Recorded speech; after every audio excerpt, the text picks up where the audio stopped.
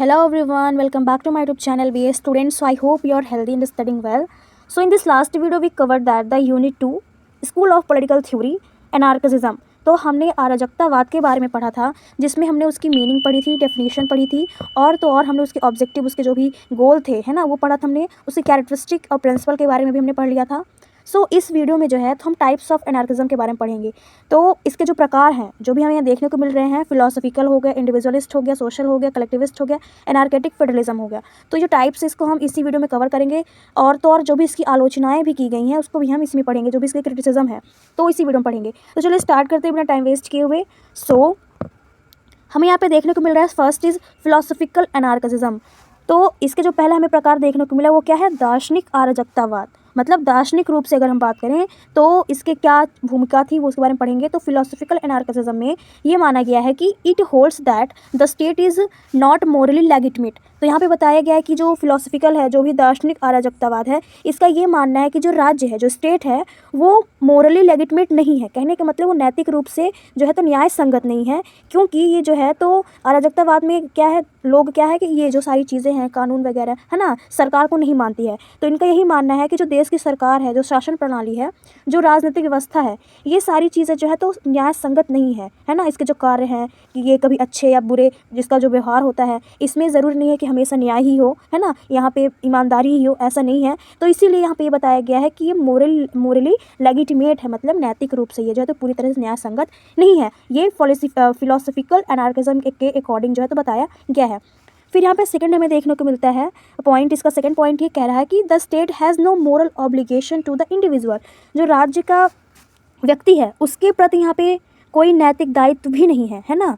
जो नैतिकता है, अच्छाई बुराई, है ना, ये सारी चीज़ों के प्रति जो है तो दायित्व यहाँ पे नहीं है। और तो और but it does not advocate violent revolution. और ये बताया गया कि लेकिन ये हिंसक क्रांति की वकालत भी नहीं करता है। मतलब कि यहाँ पे जो है तो जो बुरी चीज़ें हो रही हैं, जो वायलेंस हो रहा है, तो ज़रूरी नहीं है कि उसको ये शांति रखें, या हिंसक क्रांति भी जो है तो होती है और इसकी वकालत भी नहीं करती है। और यहाँ पे फोर्थ पॉइंट बताया गया कि emphasising increasing individual freedom through gradual reform and relaxations of law. मतलब कहने का कि जो कानून में यहाँ पे बताया गया कि जो कानून है उसमें ढील भी होती है, उसके माध्यम से जो है तो जो लोग हैं, जो व्यक्ति हैं, उनको स्वतंत्रता बढ़ाने पर भी जोर दिया गया है, ये बताया गया है यहाँ पे। फिर हमें यहाँ पे सेकंड जो है हमारा दिया गया है इंडिविजुअल एनार्किज्म। ठीक है, तो ये दूसरा जो है टाइप्स हमें देखने को मिलता है। सो इसमें फर्स्ट पॉइंट बताया गया है कि it is also called लाइबर्टियन anarchism. मतलब कि ये व्यक्तिवादी अराजकतावाद इसे कहा गया। इंडिविजुअलिस्ट मतलब व्यक्तिवादी अराजकतावाद। ठीक है, तो इसका फर्स्ट पॉइंट ये बताया गया कि it is also called लाइबर्टेरियन anarchism. मतलब कि इसे जो है तो स्वतंत्रतावादी जो है तो अराजकतावाद भी कहा गया है ना। इसे लाइबर्टियन एनार्किज्म भी कहा गया है इंडिविजुअलिस्ट एनार्किज्म को, क्योंकि ये जो है तो व्यक्तिवादी स्वतंत्रता यहाँ पे बताई गई है। और तो और सेकेंड पॉइंट है इन दिस, और इसमें ये बताया गया कि इंडिविजुअल फ्रीडम इज़ पैरामाउंट। मतलब कहने का कि इंडिविजुअल जो फ्रीडम है वो जो है तो बहुत ही पैरामाउंट, मतलब कि वो सर्वोपरि है। ठीक है, इसमें जो व्यक्तिगत स्वतंत्रता है वो सर्वोपरि बताया गया है। थर्ड इज़ द स्टेट और society should not have the right to control the individual. फिर ये बताया गया थर्ड पॉइंट में कि it is based on negative liberty freedom from the state. तो कहने का मतलब ये कि the state of society should not have to right to control this individual. मतलब कहने का कि जो राज्य, इट इज स्टेट और सोसाइटी मतलब राज्य या समाज को जो है तो व्यक्ति पर जो नियंत्रण रखने का अधिकार है वो नहीं होना चाहिए, है ना। जो व्यक्ति हैं, जो व्यक्ति लोग हैं, तो उनको जो है तो नियंत्रण पूरी तरह से रखना भी ये उनका अधिकार नहीं है। और तो और it is based negative liberty freedom from the state. और तो और बताया गया कि जो नकारात्मकता, जो स्वतंत्रता बताई गई है, नेगेटिव लिबर्टी, ये राज्य से स्वतंत्रता पर आधारित है। ठीक है, मतलब ये कहने का किसी की जो स्वतंत्रता है, किसी का जो इंडिविजुअल फ्रीडम है वो आप किसी से नहीं छीन सकते हो, यहाँ पे ये बताया गया है। और जो सरकार है कभी कभी क्या करती है कि लोगों को ये पूरी तरह से कंट्रोल कर लेती है, उनकी इंडिविजुअल जो भी फ्रीडम है वो भी कैप्चर कहीं ना कहीं हो जाती है। Usually recognises market economy and private property. और तो और ये जो है तो आमतौर पर बोला जाए तो जो बाज़ार में जो भी मार्केट इकोनॉमी है, जो प्राइवेट प्रॉपर्टी है ना, जो निजी संपत्ति है, उसकी मान्यता यहाँ पर ज़्यादा दी जाती है, यहाँ पर ये बताया गया है। अब हम आगे देखें तो यहाँ पे देखने को मिलता है हमें थर्ड, इसका जो टाइप्स है वो सोशल एनार्किज्म। तो इसके बारे में हम पढ़ेंगे।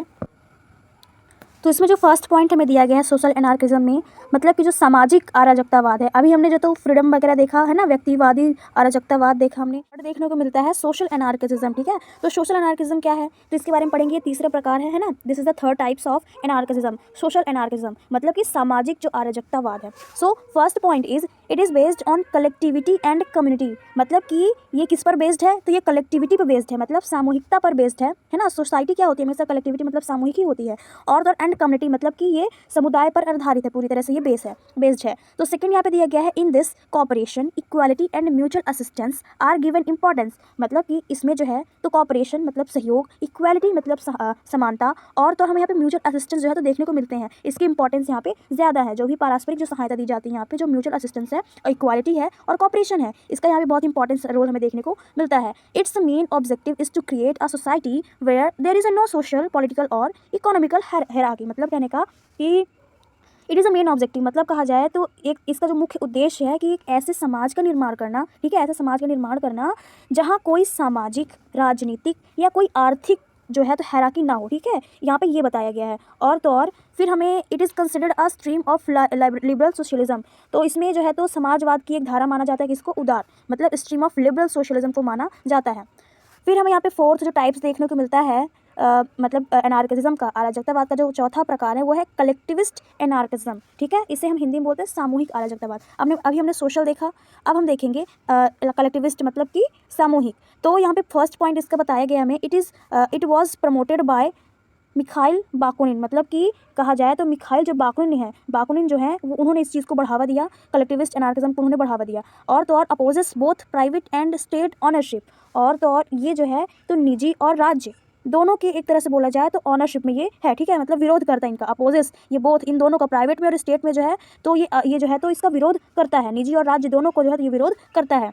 और तो और it seeks collective ownership of the means of production and management by workers get paid according to the time they work, मतलब कहने का यहाँ पे कि ये जो उत्पादन है, ठीक है, जो उत्पादन हो रहे हैं उनके जो भी रिसोर्सेस हैं उस पर जो तो सामूहिक स्वामित्व चाहता है, मतलब कि ये रहे कि जो जैसे वर्कर्स हैं वो काम कर रहे हैं तो उनको उनके अकॉर्डिंग ही जो है तो टाइम से जो है तो पेमेंट मिल जाएगा, जैसे वो कार्य करते हैं। तो इसमें ये रहता है कि खुद का वो रहेगा, स्वामित्व रहेगा, कि हाँ ऑनरशिप रहेगी कि हाँ हम इतना काम कर रहे हैं तो हमको उसके अकॉर्डिंग जो है तो मिलना चाहिए उनका जो भी वेजेस है ना। तो इस तरह से यहाँ पे बताया गया है कि यहाँ पे जो है तो समय के अनुसार जो है तो इन्हें अपना जो है तो भुगतान मिलता रहे, है ना, जो श्रमिक है उनको उनके काम के समय के अनुसार भुगतान मिलता रहे। तो ये यही चाहते हैं, कौन, ये कलेक्टिविस्ट एंड अनार्किज्म का जो है ये यही चाहता है, ये यही मानता है। फिर हमें यहाँ पे लास्ट जो है तो पॉइंट दिया गया है, it differs from communism in that it does not completely abolish property, मतलब ये कि कम्युनिज्म मतलब होता है साम्यवाद, जैसे कि इसके बहुत सारे मायने हैं, इसमें बताया गया है जैसे संपत्ति को पूरी तरह से समाप्त, है ना, उसे नहीं करता, ये does not completely abolish property, मतलब जो है तो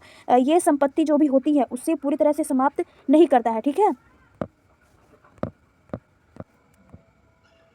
फिर जो हमें यहाँ पे फिफ्थ टाइप्स दिखाया गया है एनार्किज्म का, तो वो है कम्युनिस्ट एनार्किज्म, तो ये साम्यवादी अराजकतावाद। तो पिछले जो स्लाइड थी हमने यहाँ पे देखा था कम्युनिज्म, ठीक है, तो इसका मतलब क्या होता है तो यहाँ पे हम समझेंगे। सो कम्युनिस्ट एनार्किज्म में जो है तो बताया गया है, इसका फर्स्ट पॉइंट देखें तो बोला गया है कि in this wages and private property are abolished, कहने का मतलब ये है कि इसमें जो वेजेस मतलब होता है जो भी उनकी मजदूरी होती है ना, जो श्रमिक होते हैं उनके जो भी सैलरी होती है उसको वेजेस बोलते हैं। तो इन this wages and private property, तो इसमें मजदूरी और जो निजी संपत्ति का है तो इसमें क्या बोला गया है, इसका अबॉलिश किया गया है, मतलब उन्मूलन किया जाता है, क्योंकि वो चाहते हैं, कम्युनिस्ट एनार्किज्म में क्या होता है कि जो भी चीज़ें हो रही हैं, जो हम अगर साथ में कोई काम कर रहे हैं तो उसमें ये रहता है कि सबको जो है तो बराबर जो इक्वालिटी उसमें होनी चाहिए, बराबर का उसमें जो है तो सबका अपने अकॉर्डिंग जो काम किए हैं उसके अकॉर्डिंग उनको वो सारी चीज़ें मिलनी चाहिए। यहाँ पे बोला गया है सेकंड पॉइंट में कि production is done collectively and everyone has free access to resources, मतलब ये कि जो प्रोडक्शन हो रहा है, ठीक है, production is done by collectively, मतलब जो प्रोडक्शन हो रहा है, उत्पादन हो रहा है वो सामूहिक रूप से हो रहा है, तो सभी को जो है तो जो रिसोर्सेस हैं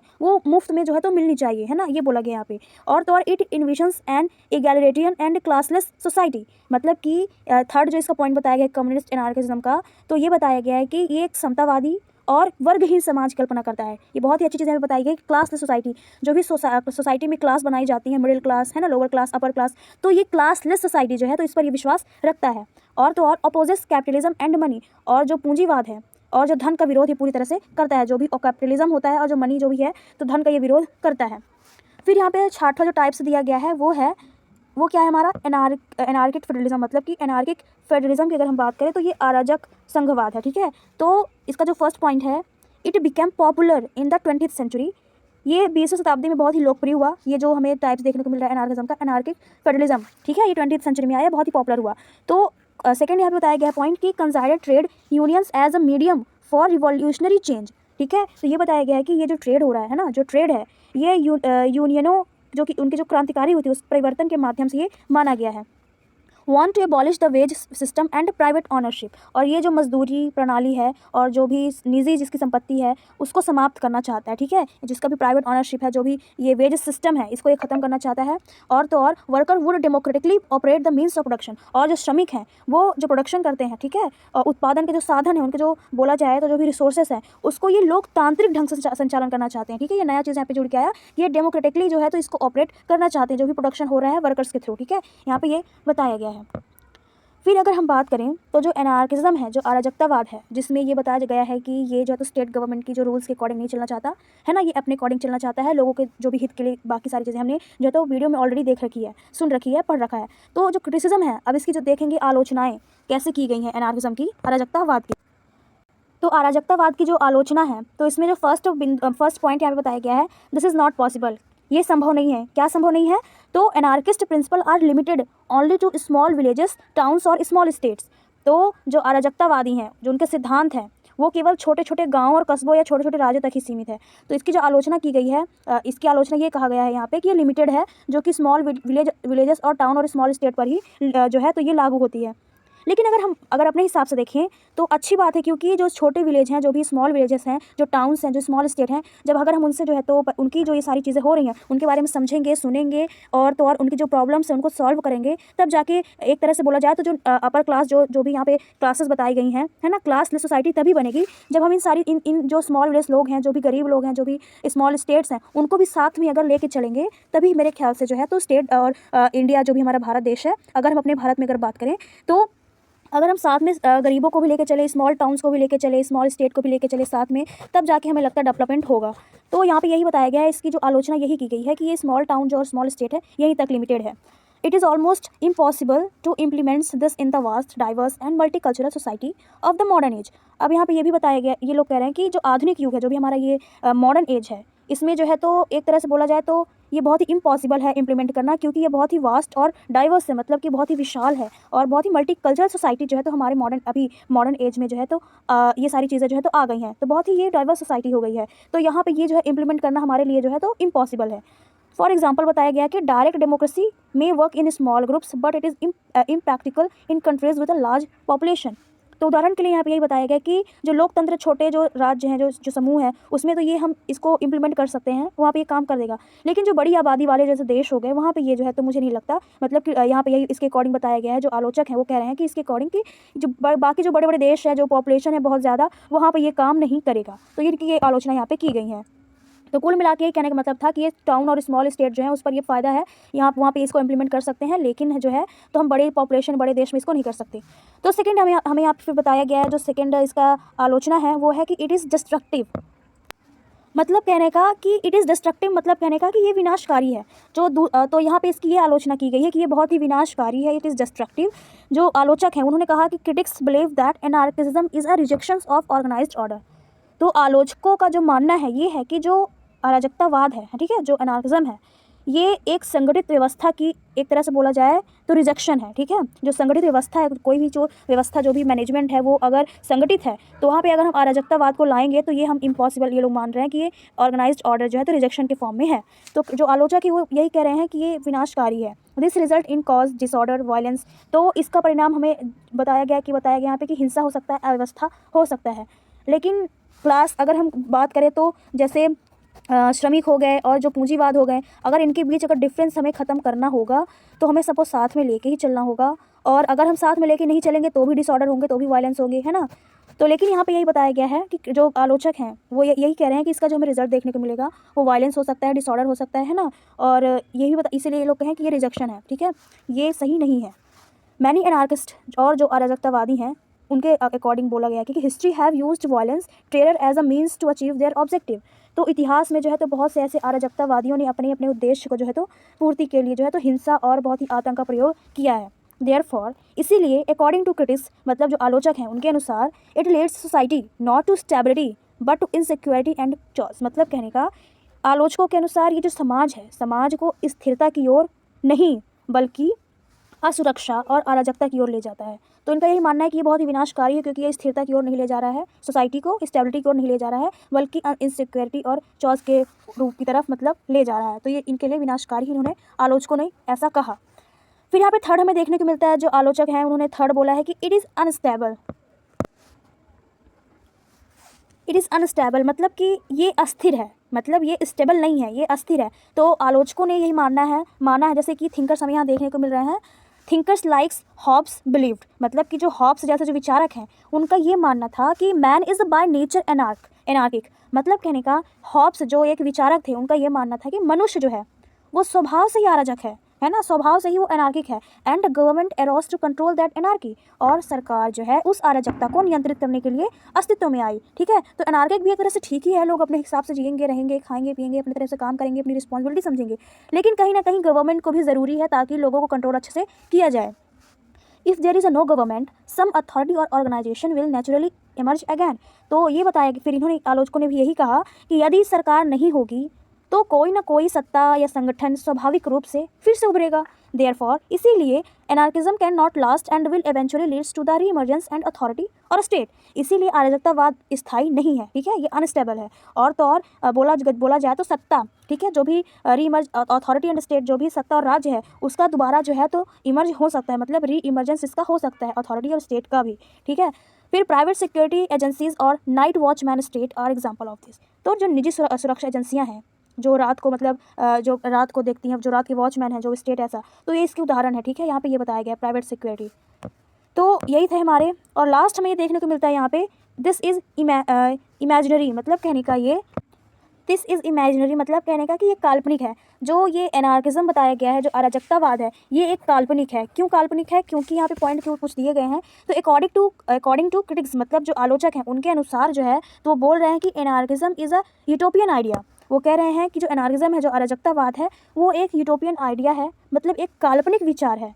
और तो और it is practically impossible to completely abolish the state और to maintain order without governance. और राज्य को पूरी तरह से समाप्त करना या व्यवस्था बनाए रखना व्यवहारिक रूप से असंभव है। ऐसा ये कह रहे हैं कि राज्य जो है, जो हमारा स्टेट है, उसको पूरी तरह से हम एंड उसका नहीं कर सकते, और जो भी व्यवस्थाएं बनाई गई, जो मैनेजमेंट है, उसको हमें रखना है एक व्यवहारिक रूप से, और वो इसके अराजकतावाद से असंभव है। ठीक है, this is possible only in imagination not in reality. और तो और राज्य को समाप्त करने के बजाय उसमें सुधार वगैरह भी करना चाहिए। इंस्टेड क्रिटिक्स सजेस्ट दैट, मतलब कहने का ये कि ये पॉसिबल है, इमेजिनेशन के लिए पॉसिबल है, लेकिन ये रियलिटी में नहीं हो सकता है। इंस्टेड क्रिटिक्स सजेस्ट दैट, और तो और instead of abolishing the state it is should be reformed.